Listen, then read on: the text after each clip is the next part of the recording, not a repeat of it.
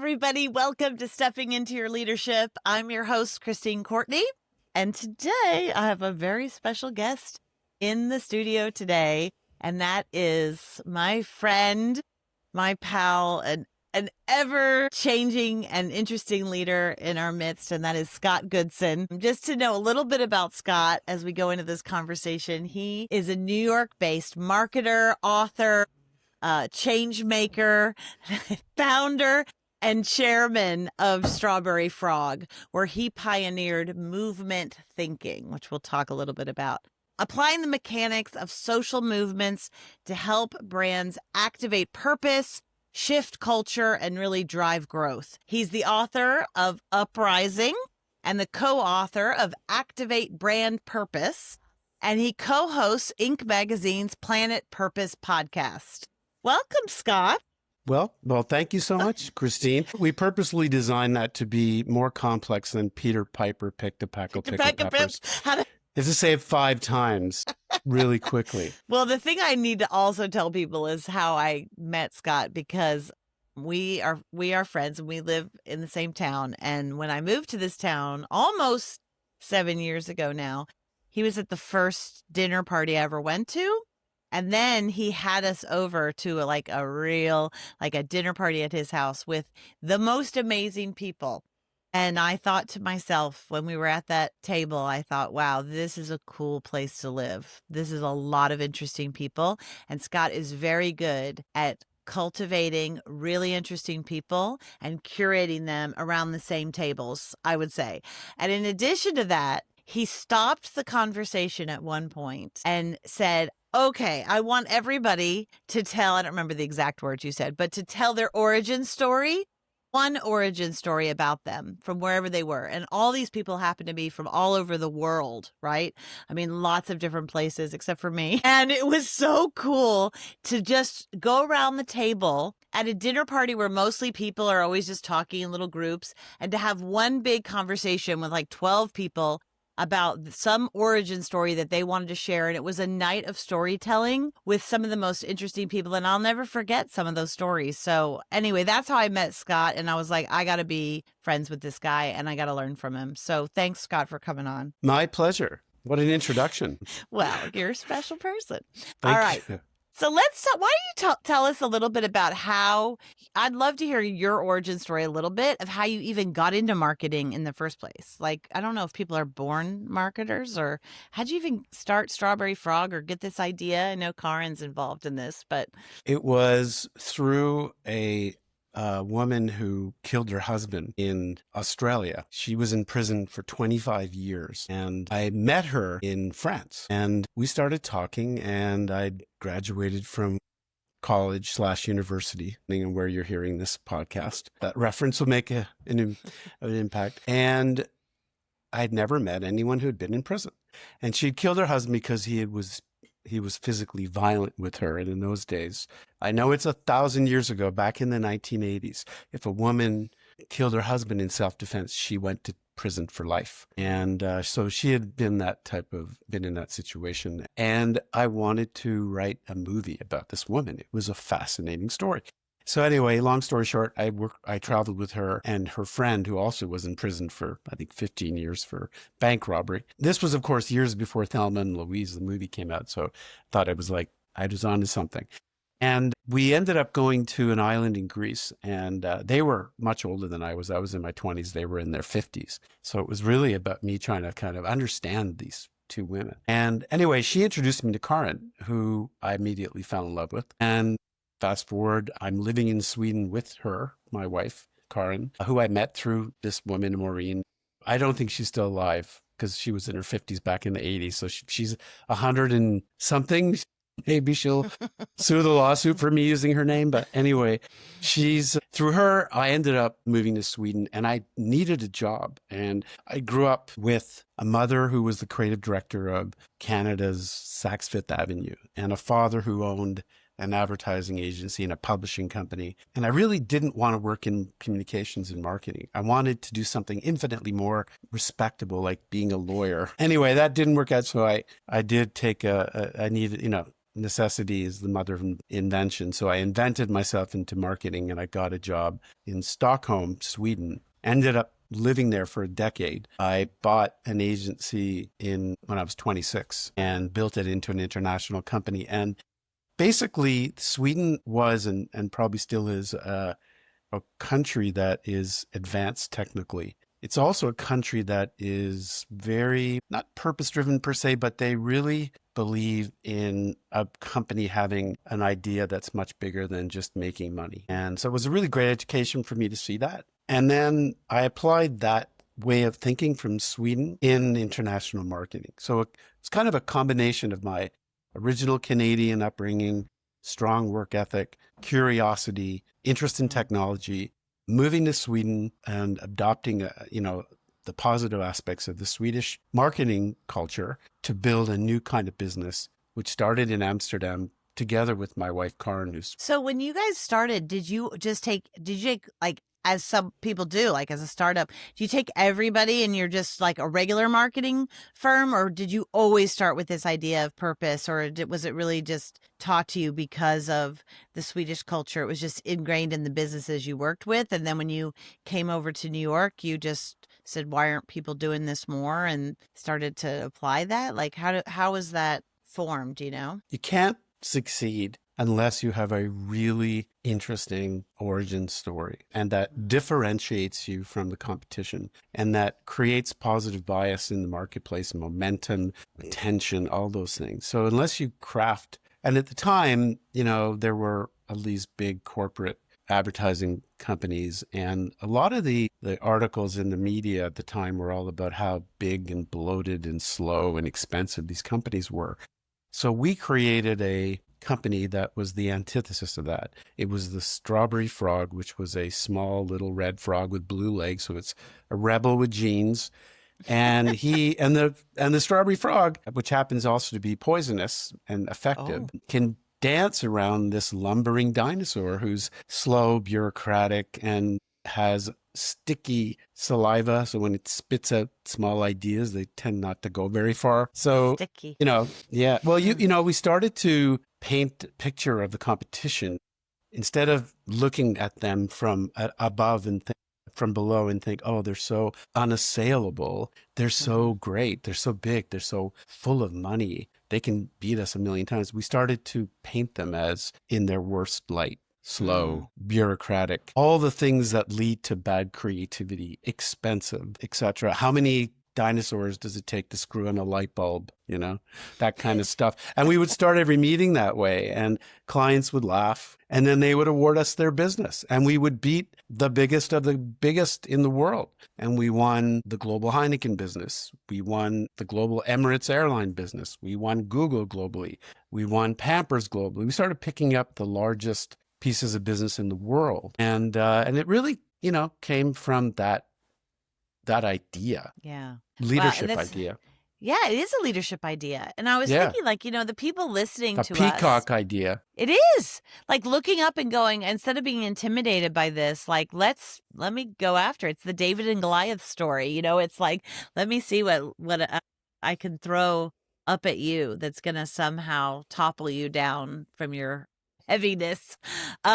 So, when you start to create this and you start going and you start talking to people about this movement, did you find yourself having to change the minds of some executives that hired you to try to get them into this movement, or did they just join you because that's the kind of thinking that they wanted anyway for their brand? You know what I mean? Did you have to do a lot of convincing of them, or you just didn't choose to work with them? The sales process starts with the first words out of your mouth or the first letter you write to them. So even if you're in a pitch scenario, or especially when you're in that situation where you're being compared to others, I mean, you're always being compared to others, but in a actual pitch situation where you're actually against two or three competitors, you have to differentiate. Otherwise, you're part of the problem. I would say most of the people, almost all the people that we wooed and won over or acquired as clients, intuitively felt that the old system was expensive, slow, bureaucratic, and all the stuff that I said. We just crystallized it for them and made it fun and poked fun at the big competitors. And I think, the truth was I'd spent a decade doing that in Sweden. Sweden doesn't believe in big corporate advertising agencies or big corporate having to spend a lot of money for basically what is in effect a security blanket that you hold and feel like, oh, thankfully I have this and I'm not going to get in trouble when I work internationally. So I need a corporate agency. No, you need three people. You need a strategist. You need a person who can run the business and run budgets, and you need a creative/technology person who can figure out ways to engage people, and everything else you can buy, in on a timely basis. Everything else is irrelevant. So I think that's what we showed them that we could do. And if you show them, when you do that for one iconic global brand, you can do it for every single one. So, that was 27 years ago. I think it's very much not only relevant today, but I would even argue it's 10 times more important, because now with AI, everyone can sound really smart, even if they're really stupid. Everyone can, in an instant, articulate a smart, differentiating idea compared to you. In fact, you can go into any situation. You can go, through AI, you can figure out who your competitors are, and you can find ways of differentiating amongst that, specifically that tiny group. So you need to, I would say, even go bigger. And I think you need to think of either you're going to be a peacock or you're going to be a duck. And if you're going to be a duck, you will not succeed in this world. This world is not being created for ducks. Ducks will disappear. Peacocks have inherent in their plumage a survival strategy. It is a survival, this pomposity that you see in front of you, this incredibly fluorescent color scheme on the peacock, is designed to attract a mate and to ward off predators and threats. That is a strategy for survival. That is the strategy you need as a leader in 2026, 27, when AI is going to equal everything. Scarcity used to be the center of our economy, and scarcity is now disappearing. Scarcity in the sense that a very few group people had access to a certain amount of knowledge. The internet increased that to some extent, but if you went to school and did an MBA and you understand it, data much better than anybody else, very few people could really get that. Now you can do it in 3 minutes on Gemini. So you don't have to be the world's smartest data analyst. So, when all things are equal, what matters in leadership? That's the question you have to ask yourself. Yeah. And I think people are starting to see that and struggle. I worry about, kids that are at kids' age that are coming up into this world. Like, what a different world, and it's changing so fast. Who knows? So being in that peacock, let's say you're in a company, which a lot of people who listen to this podcast are, right? They're young leaders, or they're up and coming leaders, or they're working their way through whether their own business or someone else's business or whatever. How do they apply that to their own life, like their own business, their own workplace? How do you not be a duck? How do you be a peacock in that manner? What does that look like? I think the first thing you need to do is you need to think of ways to put yourself in an uncomfortable situations, in situations that take you outside your comfort zone.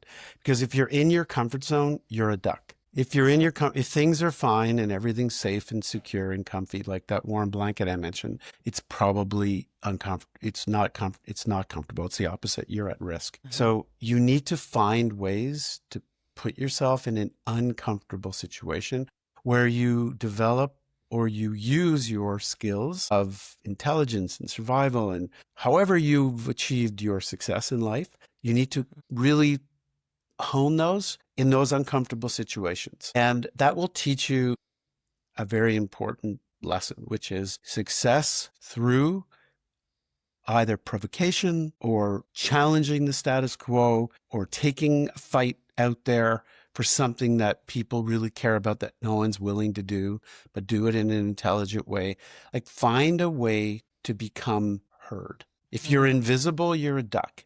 If you have a point of view, you're on your way to becoming a peacock. And, if there's something that you're working on in your company that no one wants to touch, that might be a good thing for you to lean in on and figure out a solution.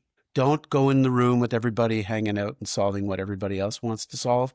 Go into the room that nobody wants to go into and figure out a really good solution. It may not succeed, but you will be rewarded for trying. To me, that's the key to becoming a duck. Not, there's a very uncomfortable mindset in this country of people who they don't, when the boss, i.e., the person who's more authority, has more authority than you, comes into the room, people defer, even if they have the better idea. So, Mm-hmm. because someone comes in and will say, I've got a great idea. We need to go backwards a step. And Mm. everybody's like, oh, wow, that's really profound. That's a really interesting thought. And then the boss will walk in and they'll say, yeah, backwards. And he'll go, that's nuts. We're going to go forwards. Oh, yeah, let's go forwards. Yeah. No, stand up in the room and say, well, hold on a second. I'm the contrarian. And we as a company should value contrarians because contrarians challenge groupthink. And Mm-hmm. groupthink leads to average, to duck world. So you need to think in terms of the contrarian and make your point. Don't shrink because the person with authority comes in. Be respectful, be thoughtful, but be bold. Stand you're with your intelligence. You didn't get to where you are because you're stupid. You're smart. Mm-hmm. Stop giving away your superpower, which is your ability to reason. And even if you're truth to power. That's Now, really my advice. has anyone ever done that to you in a meeting? Absolutely, all the time. Yeah. And And they I probably know reward that. that. Yeah. How do you reward it? Because a lot of leaders, I'll say this, like one of the most important things to create it, they say the best teams, right? Google's done a ton of studies on this and so forth. The best teams by far have exactly what you're talking about, which is psychological safety, which is the ability to speak truth to power, the ability to say, I respectfully disagree. I think this is a better idea, whatever. And that the leader in the room in the moment, which it can feel like an attack, right? It can feel a little scary. It can feel uncomfortable to your point. But I always have people say to me in those moments as the leader, what's the way that you handle that? So you say you reward that, right? And I will hear leaders say to me, oh, yeah, I'm fine with that, but they never do it. Or I said, what do you do when that moment comes up? And often they can't describe it because I even wonder what it really looks like to someone else besides them. But I'm saying to you, when you say you reward it, what does reward it look like in the moment? I mean, each leader obviously engages with their teams differently. My situation, I think it's everything from, we have reward for being the contrarian. When we have meetings where we're trying to hash out ideas and we look for the person to come in, because when you think about, what ultimately wins in these types of meetings where you're really trying to figure out a solution to a problem. And in those situations, the person in the room who wears the bowler hat, the business person, they're very thoughtful, typically logical and rational. Then you have the strategy person who wears, the graduate hat. And then you might have a magician in the room who's always just so articulate and comes up with such an incredible solution. But then the Joker walks in the room with the Joker's hat and says something really stupid. And everyone stops and goes, holy shit, that's brilliant. That is so great. So you want that. You want the Mm, Joker hat. You want mhm. somebody to say something stupid because stupidity, at the very least, challenges groupthink, right? If you're ever in a brainstorm, you should try this sometime. You start out and you say, okay, we have a problem we need to solve. Let's all put our heads together and solve the problem. And then people will work for 20 minutes and they'll come up with an idea and they'll all be passionate about that idea and they'll present it. And then you look at it and you go like, it's nothing Average. great there, average. And then I'll say to them like, okay, let's put the group think aside, go back in the room and fight it out and come back with a better idea. And then they go in the room and they push, they pull, they argue, they debate, and they come back with a great idea. Because there's that first phase of ideation where people tend to be too genteel to each other. They're Mm, just like too neighborly, Nobody mhm. smacks anyone across the face. Nobody argues. No one's passionate. Everybody's like, I think this idea deserves a walnut. Oh, yes, a walnut. That's brilliant. Maybe a peanut.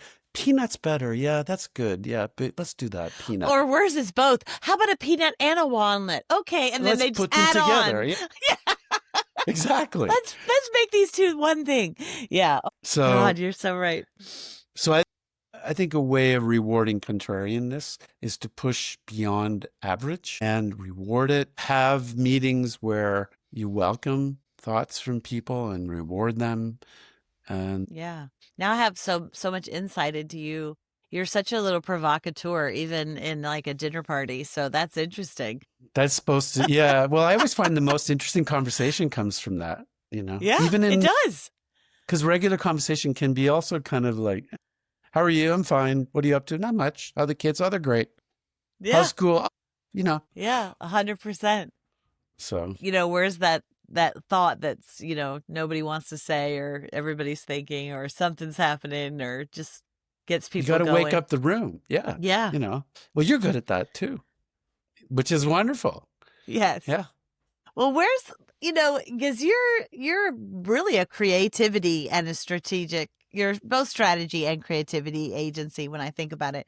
But like, how do you balance those two things? Like your creative side, and then like, how do we use this creativity for business, and how do we balance those two things? Is it Well, different people, or is it the same person? so the difference between strategy and creativity is strategy is where are you going? Where's the finish line? And creativity is how you get there. So a lot of people say, oh, I want to be creative. Let's be creative. Okay, well, to what end? For what reason? Like, what is the business goal? I always say to people, Mm-hmm. like, what is the business goal here? What are you trying to solve?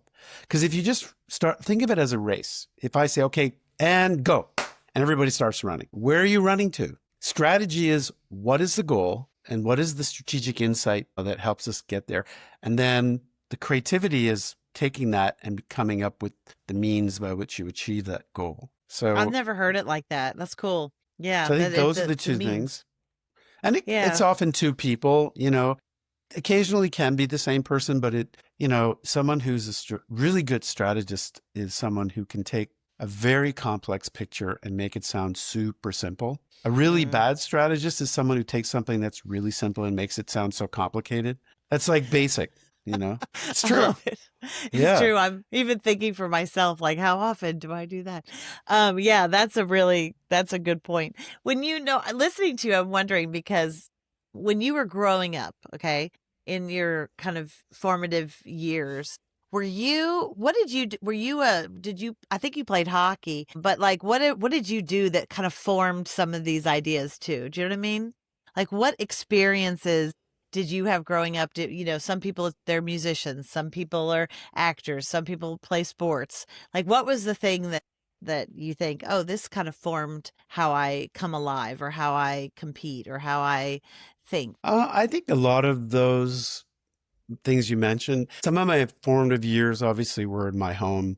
And I grew up in a house with four sisters, all of them very smart and very articulate and loved to argue. So we debated everything. Doesn't matter what it was. It could have been like the time for dinner. It could have been, the cross-cutting implications of, the I don't know, like we had a party in Canada when I grew up called the Rhinoceros Party, and we had debates around the Rhinoceros Party because it was the party everyone voted for because they didn't want to vote for any other of the established parties. So we would talk, debate everything. And I think that really helped me understand like strategic thinking, how I could Mm, win an argument in that complex, very that's cool. emotional world. And then playing hockey, let's see, I think hockey, we were a very small school and we ended up winning the championships, the top championships in Canada. We were like 200 kids, 250 kids, and like men and women, male and female. And yet we had a small hockey team and we ended up beating all these big schools. And I guess from a small age, I always believed that you don't have to be big and famous to win. You Mm, just need to be smart and you need to work hard mm. and you need to treat people well and kind, and that you can do that. I also think being Canadian was very influential because as a kid, as a Canadian, we would study every other country because we'd always compare it to ourselves, So we knew everything about America, we knew everything about Texas, we knew everything about That every country in country, Texas, the that country in other Texas. planet. Yeah. No, but we knew everything. I mean, as a kid, I knew, if you think about what does a young kid know, we used to study, Sweden and social democracies and how things were solved in other countries. And I think it just made us stronger mentally, allowed us to, I guess, absorb all the really smart ideas coming from all over the planet. And I think that helped to make us feel more confident, made me feel more Mm. confident. Yeah. So how's that lead into where you are now? Like you've been running this company for decades, right? Yeah. And My God, long time. I mean, long time. I mean, we're all Yeah. in the same boat in that way. And you're moving into this new kind of role a bit, right? As Yeah. chairman and founder and stepping back in this way. And I'm sure that means stepping into new opportunities or new things, or maybe you're in the middle, like figuring that out. But what do you think's next for you? Do you know? You have any sense? Well, I was CEO of Strawberry Frog for 27 years, and it's a long time. And, you do all the things we've been talking about, and then you go home and you do all the real work, all Mm, the operational work, the financial mm, work, the planning, etc. And I just decided that that side of my life I've done very well. We had a really good year last year. And so I've handed over the operational side the company to an amazing group of people. Our new mhm, CEO, Steve Scolaretto, is an extraordinary leader in the advertising marketing world, innovation world. He's led some of the best companies in the industry on both coasts. He's has an extraordinary track record across just a really broad range of companies, everything from retail to technology and travel and air, just a really amazing track record. And he's a really good guy and mm, really enjoy him as a person. And I think that's the biggest challenge when you hand over, a CEO role is having someone you trust is too simple a word. I think it's much multidimensional. Some of the things I mentioned to intellectual capacity and drive for greatness. And there's mm. so much, in that aspect of it. And he's all of those things. And around him, he has a dozen folks who are very senior executives who are leading the company. And so it's the perfect time for me to take on this chairman role, which really lets me think more about the future, Mm. about where the industry's going, what kind of partnerships are we going to need moving forward. And we're already moving in that space with some extraordinary, we're actually going to announce a huge partnership in the near future. So that's where my energy is right now. And a couple of client engagements where I've been asked to lean in. I'm trying to let others step up. So I'm not the kind of boss that tries to control their own situation. I'm more happy to put people forward. Well, that's one of the things I'd say that I get the most questions about when I'm out working with companies. There's generally two super popular topics that people struggle with. One is difficult conversations. That's one Yeah. thing. And the second, and conflict, which you kind of talked about in embracing that, right? Being the contrarian. But the second thing is this whole idea of delegation and letting things go and being able to be okay having other people step up and take over, whether it's for clients or whether it's this. And I find leaders at all levels are struggling with that. Any Hmm. thoughts as you are doing it in the biggest way possible? I mean, you're really giving your baby over, right? You're saying, here, you go ahead and raise it now. But any tips for folks that you can see on that? I mean, we all need to grow as people, and it's very easy to get stale. It's very easy to live in a default mode where you're constantly think about how complex it is to drive a car, right? How many things you need to do really well at the same time. And yet you don't think of anything when you're driving. You just kind of nod your head to the music and, that's called default mode, meaning your brain is turned off and you're in the zone. That's not a good place to be. You're not sharp. You're not provocative. You're not questioning. You're not curious. So, we all need to grow stronger. And if you're a leader and you're constantly keeping people away from taking more responsibility, you're not growing. And I think that's a disservice to companies and businesses and organizations. The role of a leader is to make other people successful. Mm-hmm. And if you don't do that, you're not doing, then if you're in a company that you're not given that opportunity, then you should leave and find another place or have an open conversation and say, look, I need to grow. I need to grow stronger. I need to grow because when I grow, this company grows. And great leaders will see that and know that and reward that. Yeah. Yeah, it's true. There's so many good little nuggets here today. I hope you guys have been listening and figuring out how not to be a duck. I know that Don't be a one. duck, I'm gonna be I'm gonna be be a worried about peacock. that. Be a Mm, peacock, not a duck. And yeah. that whole idea also I think that everybody can take away is how do you differentiate yourself?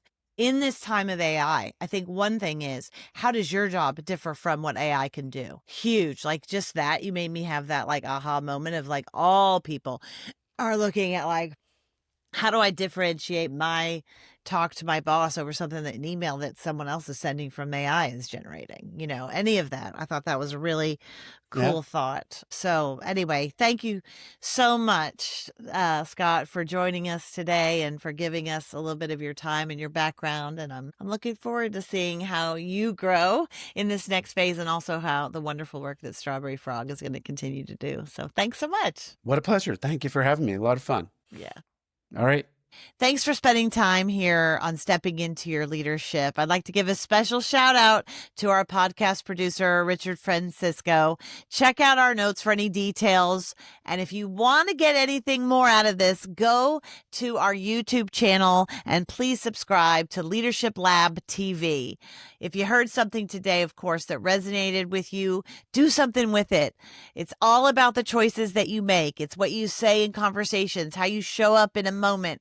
Share this episode with someone who's maybe starting a new job or stepping into a new level of leadership, and try one idea because it just might create some pretty powerful leadership ripple effects. Until next time, keep stepping in because the room changes when you do.